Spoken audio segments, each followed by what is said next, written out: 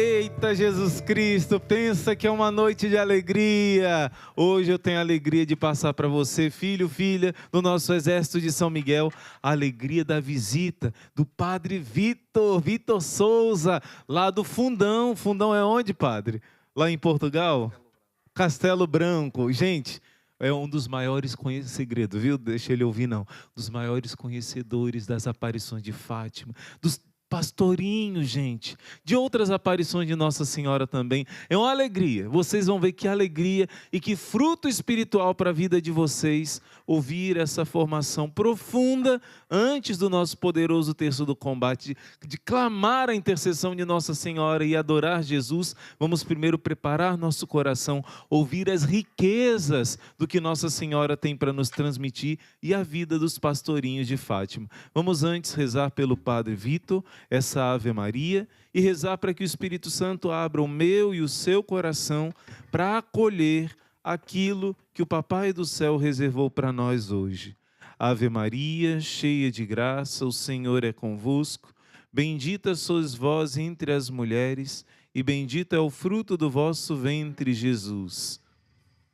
Maria, Mãe de Deus, rogai por nós, pecadores, agora e na hora de nossa morte. Amém. Ó Maria concebida sem pecado, rogai por nós que recorremos a vós. Seja bem-vindo, Padre Vitor. Obrigado. O exército de São Miguel é todo seu. Glória a Deus.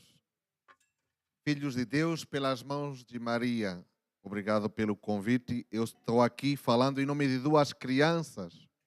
Essas duas crianças se chamam Jacinta e Francisco. Também vou falar, claro, um pouco da irmã Lúcia.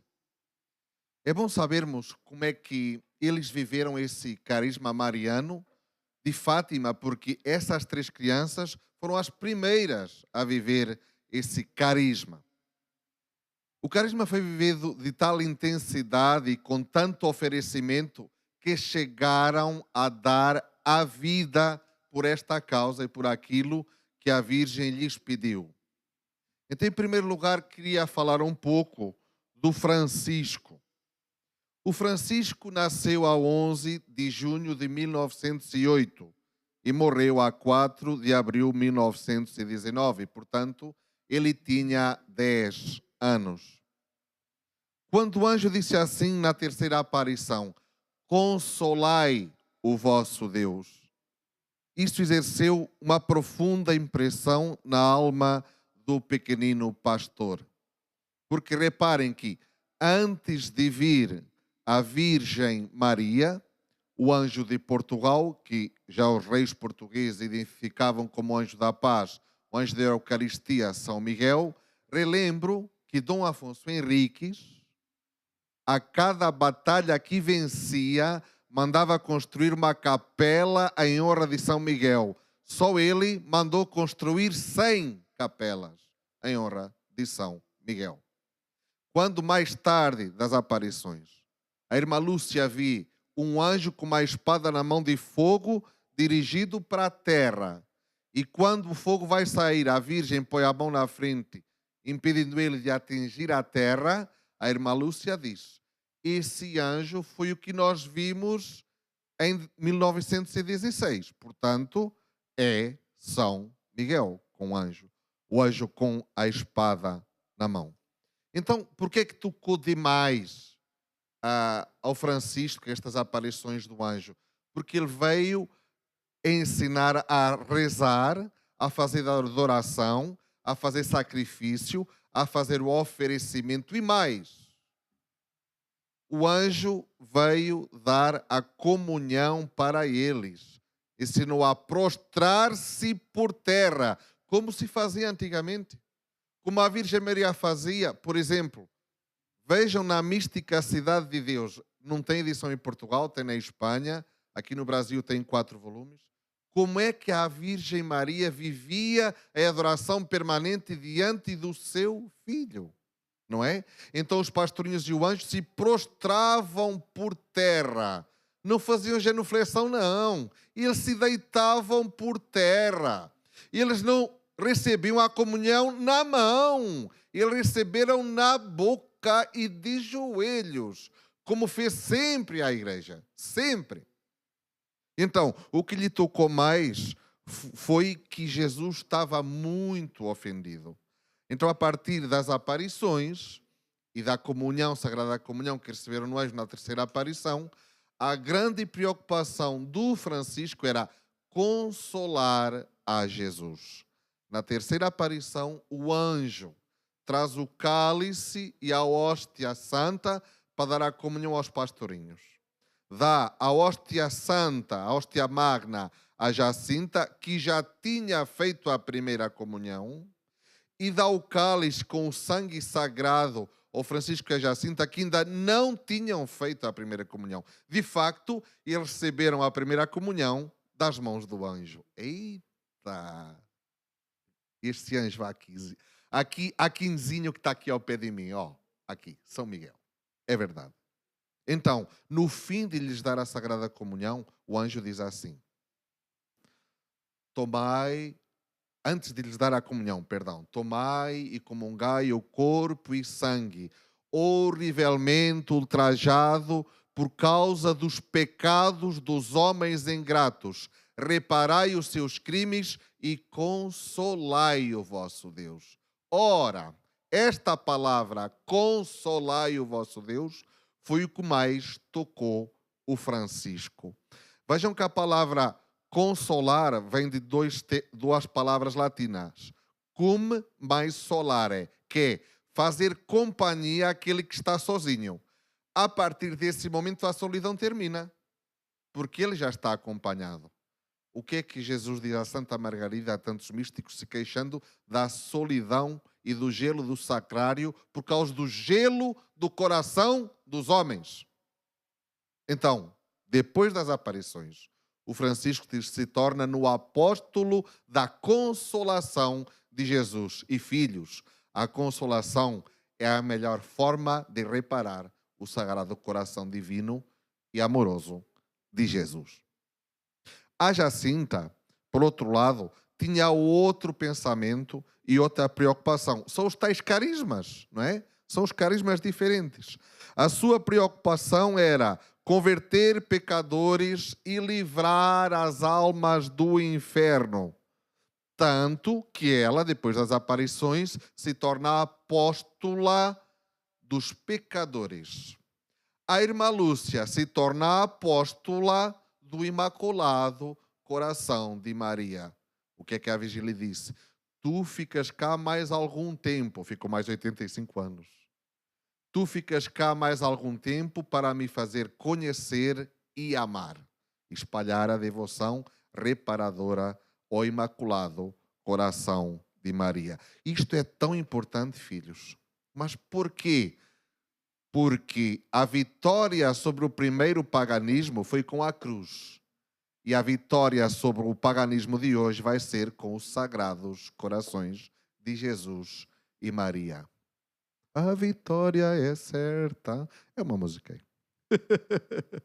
Então, tem uma experiência muito forte quando a Virgem Maria, atenção a isto, a Virgem Maria abria as mãos, ficava na posição da Senhora das Graças e dela saía uma luz intensíssima. E eles se sentiam elevados nessa luz e nessa luz o que é que aconteceu? Diz assim o Francisco: nós estávamos ardendo naquela luz que é Deus e não nos queimávamos, como é Deus. Isso sim que nós não podemos nunca dizer. Mas que pena que ele esteja tão triste. Se eu pudesse consolá-lo. Outra vez dizia: gosto tanto de Deus, mas ele está tão triste por causa de tantos pecados. Nós nunca havemos de fazer nenhum. Olha só isso. Nós nunca havemos de fazer nenhum. Aí me recorda a primeira carta de São João. Porque São João, na sua primeira carta, ele apresenta as 4 condições para se viver como filho de Deus, que são as mesmas, é ele que explica, que são as 4 condições para se viver na luz, como filho da luz. Primeira, romper com o pecado. Cá temos o que fez Francisco. Segunda, cumprir os mandamentos, especialmente a caridade. Terceira, afastar-se do espírito do mundo. Por isso, essas novas comunidades que deixam o mundo, esta primavera da igreja, estes aqui se preparam a vinda do reinado de Cristo. Digo mais, esses daqui vivem como Jesus já tivesse vindo. Quarta condição que São João diz para se viver como filho da luz e se viver como filho de Deus, afastar-se dos anticristos. E o que é que São João diz quem são os anticristos? Aqueles que negam a Cristo, que renunciam, que dizem que ele não é filho de Deus. Por isso, por exemplo, no Escorial, a Virgem das Dores, aparições de 1981 a 2002, junto de Madrid, ainda estão em estudo pela Igreja, a Virgem disse, deixai tudo, eu quero vos ver em comunidade, como os primeiros cristãos. Vamos regressar ao início. É engraçado. Lá no Apocalipse, do trono, o que é que diz Deus? Eu decidi fazer uma nova criação. Eita, pois é, meu irmão. E aí você diz, tá, mas e aí? O paraíso não se perdeu? Não, quem se perdeu fomos nós. O que é que está plantado no centro da praça da Jerusalém Celeste? A árvore da vida de Gênesis. A árvore da vida. Portanto, o paraíso está resguardado. Nós é que fomos expulsos e perdemos ele. Então, depois de ter passado longo tempo em oração, o Francisco, a Lúcia o encontra e pergunta o que está fazendo.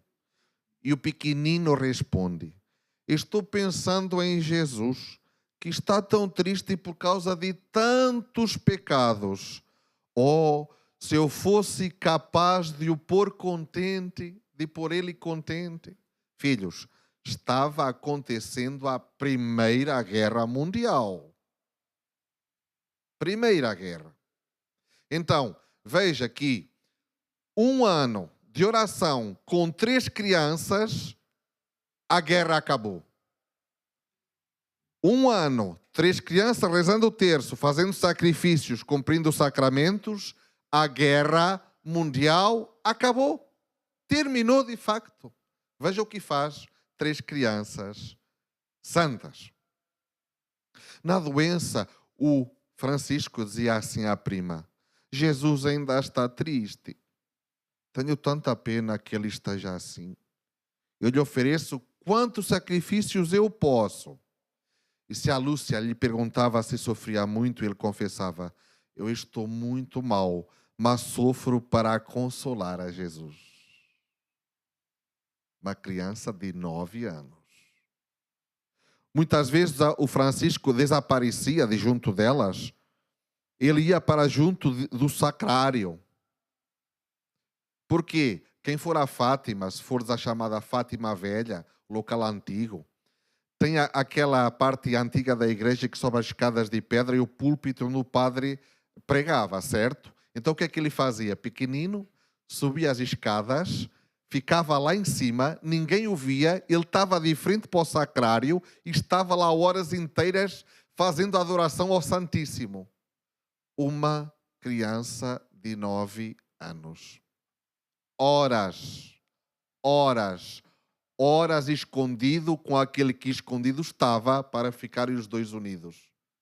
E quando eu me encontro com Jesus, não passamos a ser 2, passamos a ser 1. Sabe por quê? Porque o fundo e a intimidade da vida espiritual devia ser assim. Jesus, eu sou teu. Tu és meu. Nós somos um. Não foi isto que Jesus pediu ao Pai? Que todos em ti sejam um, como eu e você somos um. Um. Outras vezes ele desaparecia também, já não estava ao pé das primas, que estavam com as ovelhinhas, e ele estava escondido de trás de uns arbustos. Dizia, Francisco, onde é que você está? Ele dizia assim: estou aqui com Jesus escondido. Ou então levantava o terço, porque ele gostava muito de rezar sozinho. Aí ele só, assim, imagina que aqui é o arbusto, ele fazia assim, elas viam o terço, não diziam mais nada. Só viam a mão dele e o terço. Aí elas não diziam mais nada, já sabiam que ele estava rezando o terço. Oh, Francisco, você não quer rezar conosco? Não, eu gosto mais de rezar sozinho. Era um contemplativo. Não há contemplativos agora? Pois, contemplativo, missionário, clausura. Ele era um contemplativo. Então, quase quando estava morrendo, ele disse, porque a Lúcia sabia tudo, né, da vida deles, e disse: oh, Jacinto, olha, e de perguntar à Lúcia quais são os meus pecados que eu quero me confessar. Então, eram 3 os pecados do Francisco. Primeiro, tinha roubado uns reais ao pai para comprar, acho que é uma harmónica que se chama, aquilo que faz assim, uma gaita, isso. Tinha roubado uns reais para isso. Segundo, a mãe às vezes mandava ele colocar as galinhas na casa e ele desobedeceu e fugiu, sem fazer isso que a mãe pediu, desobedeceu. Terceiro, umas vezes com os rapazes, uns moços lá de Aljustrel, ele pegou pedras com eles e atiraram pedras aos moços de Boleiros. E vieram dizer isso. Ele disse assim: esses 3 já os confessei, mas confesso-os de novo. Depois, agora esta eu acho que é brutal, falando do aviso de Garabandal, o juízo particular que vai haver a nível mundial, que é a Virgem do Monte Carmelo fala em Garabandal, Espanha, aparições de 1961 a 65. 2.000 aparições, 3 vezes por dia. Vão a Garabandal, por favor. Vão a Garabandal. Então, o padre Gobi, a 26 de maio de 1996, disse assim, o padre não, a Virgem é que disse ao padre Gobi: línguas de fogo miraculosas e espirituais purificarão os corações e as almas de todos, que se hão de ver a si próprios na luz de Deus e serão trespassados pela espada cortante da sua verdade divina. O que é que o Francisco diz dessa experiência que vinha da luz que saía das mãos da Virgem? Nós estávamos ardendo naquela luz que é Deus e não nos queimávamos. Aviso. Nela vimos os sagrados corações de Jesus e Maria. E o Francisco, depois dessa experiência mística, diz assim, conclusão dele: nós nunca mais vamos voltar a pecar. Para quem lê sobre o aviso, isto é o aviso. A iluminação das consciências, como está na Bíblia, não é? Quase morrendo diz: já me falta pouco para ir no céu. Lá vou consolar muito a Jesus e a Virgem Maria. Ele, coitadinho, só queria era ir para o céu. Mas ele é que está certo, não é? Engraçado que no mês de outubro, no 3 de outubro, estavam ameaçando que iam explodir uma bomba. E a Jacinta dizia assim: dizem que vão lá explodir uma bomba em outubro. Importa não. Importa não. Ela diz que vamos no céu, portanto vamos logo com ela. Não tinha medo de morrer a Jacinta. Incrível, não é? Incrível. Outra experiência incrível, no 13 de outubro de 1917, Covedeiria. O sol está girando, está caindo sobre a terra. O que é que fizeram as 70.000 pessoas? Se ajoelharam no chão e começaram a confessar os pecados em alta voz. Não é isto um aviso? Eles pensavam que ia morrer e começaram a confessar os pecados. Indulgência plenária na hora da morte. Eita, grande aviso, hein? Grande aviso. A nossa Jacintinha, vamos falar dela, nasceu a 11 de março de 1910 e morreu a 20 de fevereiro de 1920.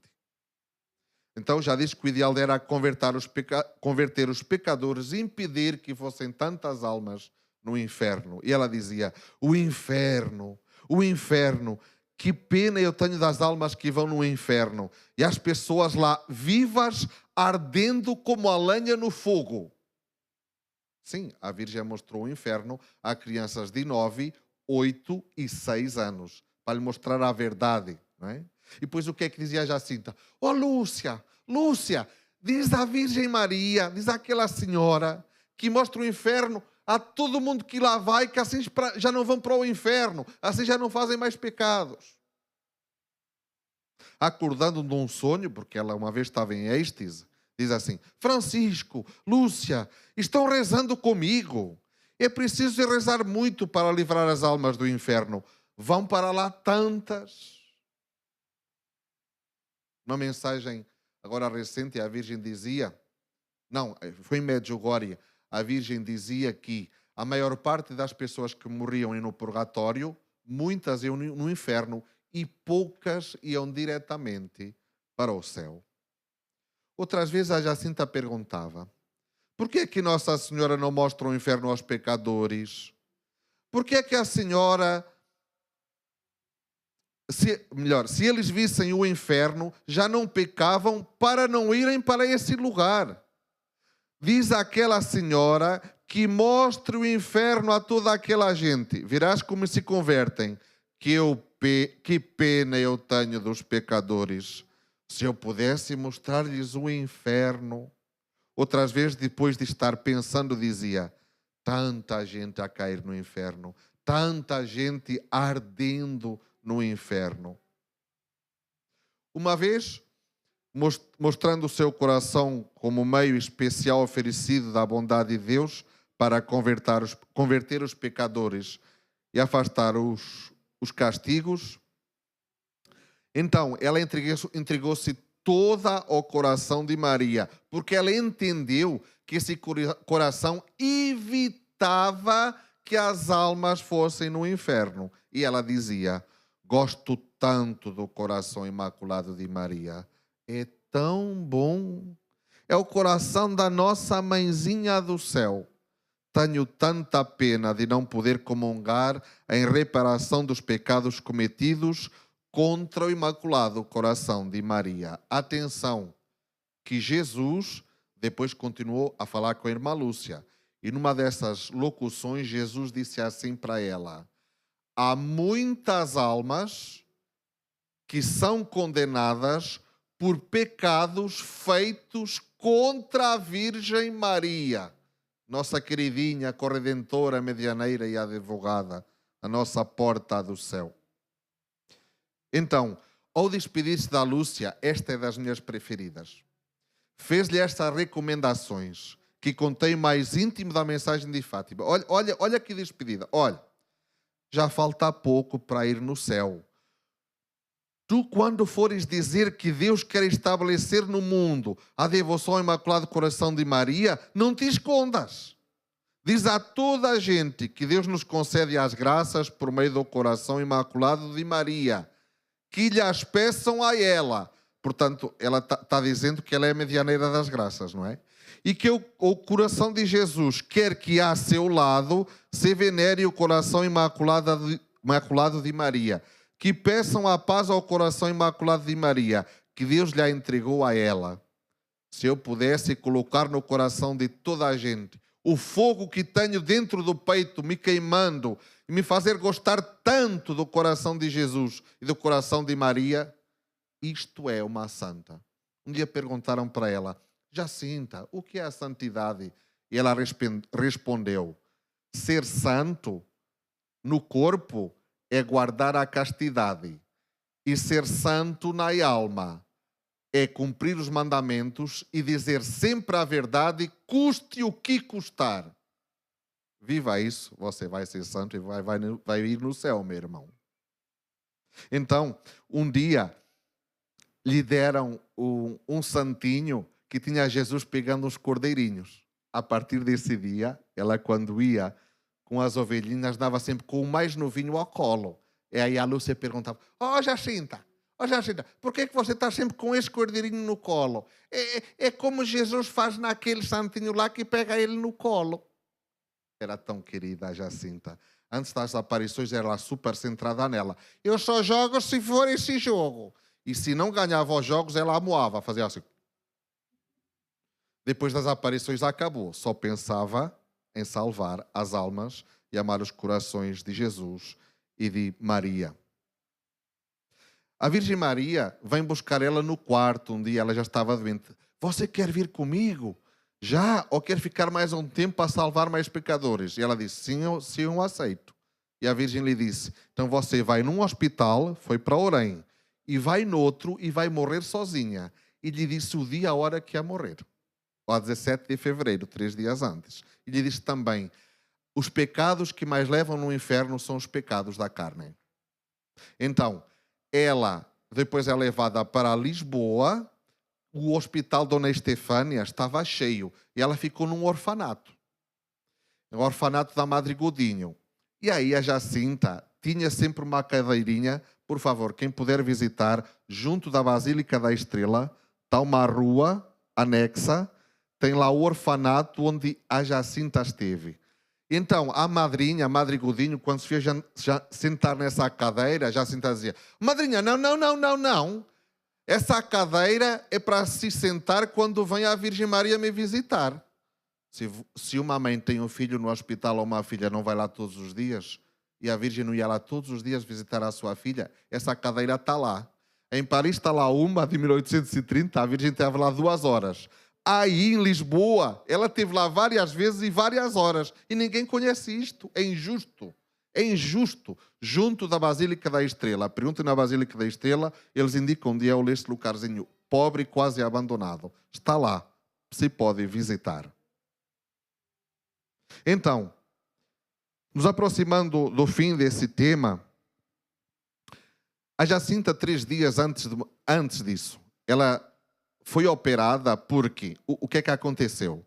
Eles morreram da gripe espanhola. Não é? Foi tipo o Covid, não é? Eles morreram da gripe espanhola, era pneumonia severa.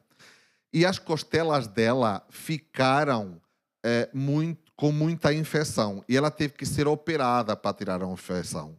Mas ela não aceitou a anestesia, porque tinha medo de dizer o segredo. E aí disse, não sem anestesia. Então, cortaram ela, tiraram um bocado de uma costela e ela só dizia, diz o médico, ai meu Jesus, ai minha Nossa Senhora. E todos os dias tiravam uma caneca de infecção do lado dela.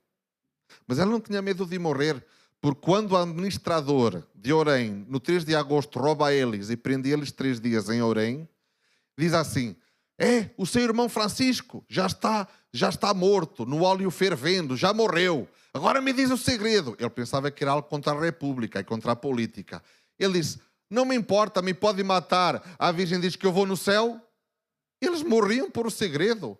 E morreram oferecendo a sua vida como almas vítimas pela conversão dos pecadores, a consolação de Jesus e para a instalação da devoção do coração de Maria se difundindo no mundo. Eles morreram para a causa.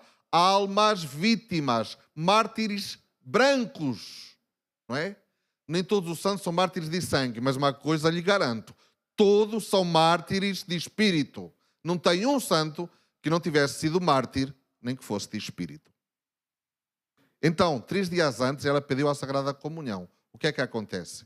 Ela estava rosadinha e ficou sem dores. E o capelão do hospital disse, ai, você está tão rosadinha, eu venho outro dia depois. E ela morre no 20 de fevereiro. Vejam como é que ela morre. Ela morre sozinha. Vamos fazer a equiparação com o Calvário e com Jesus na medida possível. Ela morre sozinha, sem a consolação de Deus, com o lado aberto e sem a Eucaristia. É incrível. Mas esta é a história verdadeira de Fátima. A verdadeira história da vida desses pastorinhos. Então, queria fazer uma proposta dos primeiros sábados, porque em Pontevedra aparece o Menino Jesus. Pois é, aparece o Menino Jesus, tinha aparecido já lá em outubro, na Sagrada Família no céu. O Menino Jesus apareceu em Fátima. Toim! Sagrada Família, quem é que tem ao colo? É o Menino Jesus. Então, o menino apareceu em Fátima. Aí, lendo os diálogos, está tudo lá. A Senhora das Dores apareceu em Fátima. A Senhora do Carmo apareceu em Fátima. Vejam os diálogos de outubro. O menino, em Pontevedra, 10 de dezembro de 1925, faz agora 100 anos, aparece o menino e a Virgem Mãe. E a Virgem Mãe com o coração cheio de espinhos. Mas o coração de espinhos não é o de Maria. Na realidade, é o de Jesus. Porque o de Maria tem uma espada. E então é o menino que fala. E o menino diz assim para a Lúcia, olha como está o coração da tua mãe, todo ferido por causa dos pecados dos homens ingratos com blasfêmias e ingratidões. Pelo menos você trate de o consolar. Trata-se do coração unido de Jesus e Maria. Pensem agora em sagrados corações como só um. Não vamos pensar mais separado. Unido. A Beata Alexandrina dizia em Portugal. Jesus dizia para ela: quem fere o meu coração, fere o dela. Quem fere o dela, fere o meu. E ele usou essas palavras. Estão tão unidos nos divinos corações. E aí a Virgem pede a reparação dos 5 primeiros sábados. Diz a todos que aqueles que, num primeiro sábado de 5 meses seguidos, se confessarem, receberem a comunhão, rezarem um terço e me fizerem 15 minutos de companhia, meditando os mistérios do Rosário, eu prometo assistir-lhes à hora da morte e dar-lhe todas as graças necessárias à salvação. Portanto, e o céu? A Virgem Maria pede isto em Fátima. Por favor, façam. Façam. Vamos consolar os corações de Jesus e de Maria. Vamos consolar eles. Então, terminando, queria fazer também 2 a 13 avisos. Por favor, quem quiser conhecer mais o apostolado em língua portuguesa de Garabandal, procure apostoladodegarabandal.com. Tem lá as peregrinações que fazem. Pode ir do Brasil e chegar em Lisboa. Tem nas peregrinações por Fátima, Garabandal, Compostela, Lourdes, Paris, La Salette.